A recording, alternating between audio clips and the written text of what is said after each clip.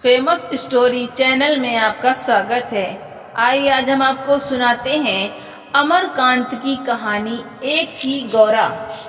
लंबे कद और डबलंग चेहरे वाला चाचा रामचरण के लाख विरोध के बावजूद आशु का विवाह वहीं हुआ।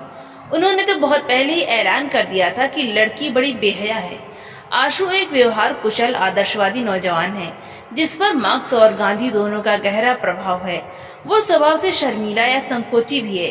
वो संकुचित विशेष रूप से इसलिए भी था कि सुहागरात का वो कच्ची फिल्मों में दिखाए जाने वाले दृश्य के विपरीत एक छोटी अंधेरी कोठरी में था जिसमें एक मामूली जंगला था और मच्छरों की भन भन के बीच मोटे मोटे चूहे दौड़ लगा रहे थे। लेकिन आशु की समस्या इस तरह दूर हुई कि उसके अंदर पहुंचते ही गौरा नाम की दुल्हन ने घूंघट उठाकर कहा, लीजिए मैं आ गई। आप जहाँ रहते मैं वहीं पहुंच जाती। अगर आप कॉलेज में पढ़ते होते और मैं भी उसी कॉलेज में पढ़ती होती तो मैं जरूर आपके प्रेम बंधन में बंध गई होती। आप अगर इंग्लैंड में पैदा होते तो मैं भी वहां जरूर किसी न किसी तरह पहुंच जाती। मेरा जन्म तो आपके लिए ही हुआ है। कोई चूहा कहीं से कूदा, खड़खड़ की आवाज हुई और उसके कथन में भी व्यवधान पड़ा। वो फिर बोलने लगी, मेरे बाबूजी बड़े सीधे साधे, इतने सीधे हैं कि भूख लगने पर भी किसी से खाना न मांगे। इसलिए जब वो खाने की पीढ़े पर बैठते हैं तो अम्मा कहीं भी हो दौड़ कर चली आती हैं। वो जिद करके उन्हें ठूस ठूस कर खिलाती हैं। उनके कमर की धोती ढीली कर देती हैं ताकि वो पूरी खुराक ले सके। हमारे बाबूजी ने बहुत सहा है लेकिन हमारी अम्मा भी बड़ी हिम्मती हैं। वो चुप हो गई। उसे संदेह हुआ था कि आशु उसकी बात ध्यान से नहीं सुन रहा है, पर ऐसी बात नहीं थी। वस्तुतः आशु को समझ में नहीं आ रहा था कि वो क्या कहे। फिर उसकी बातें भी दिलचस्प थी। उसका कथन जारी था, बाबूजी असिस्टेंट स्टेशन मास्टर थे। बड़े बाबू दिन में ड्यूटी करते थे और हमारे बाबूजी रात में।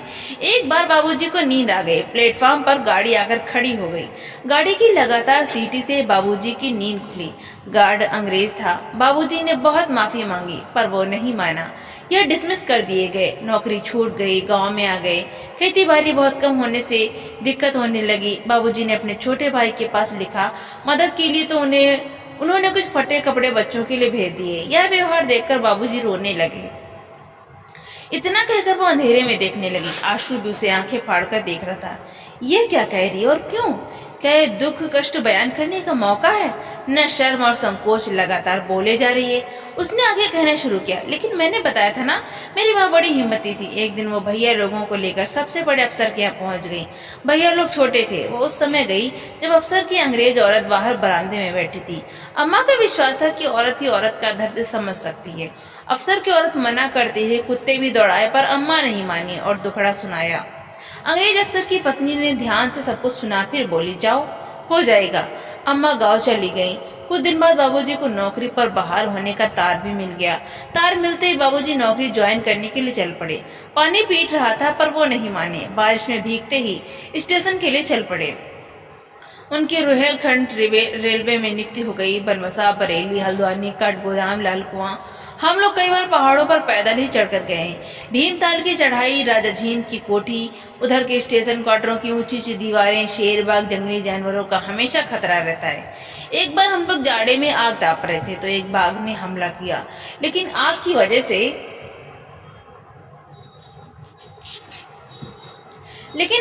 से हम लोग बाल बाल बच गए। वो इस पार से उस पार कूद कर भाग गया। वो रुककर आशु को देखने लगी, फिर बोली, मैं तभी से बोले जा रही हूँ, आप भी कुछ कहिए। आशु सकपका गया, फिर धीमे से संकोच पूर्वक बोला, मेरे पास कहने को कुछ खास नहीं। हाँ, मैं लेखक बनना चाहता हूँ। मैं लोगों के दुख दर्द की कहानी लिखना चाहता हूँ, लेकिन मेरे अंदर आत्मविश्वास की कमी है। पता नहीं मैं लिख पाऊंगा कि नहीं। क्यों नहीं लिख पाएंगे? जरूर लिखेंगे। मेरी वजह से आपके काम में कोई रुकावट न होगी। मुझसे जो भी मदद होगी हो सकेगी मैं जरूर दूंगी। आप निश्चिंत रहिए। मेरे भैया ने कहा है कि तुम्हें अपने पति की हर मदद करनी होगी जिससे वो अपने रास्ते पर आगे बढ़ सके। मुझे अपने लिए कुछ नहीं चाहिए। आप जो खिलाएंगे और पहनाएंगे वो मेरे लिए स्वादिष्ट और मूल्यवान होगा। आप बेफिक्र होकर लिखिए, पढ़िए, आपको निरंतर मेरा सहयोग प्राप्त होगा।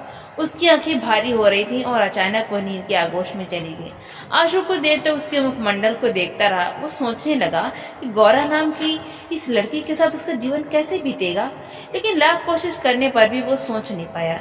वो अंधेरे में देखने लगा तो दोस्तों आपको ये कहानी कैसी लगी, लाइक करें, ज्यादा से ज्यादा शेयर करें और कमेंट करके हमें जरूर बताएं। और इसी तरह की कहानी सुनने के लिए हमारे चैनल को सब्सक्राइब करना बिल्कुल भी ना भूलें। तो मिलते हैं अगली नई कहानी के साथ। बहुत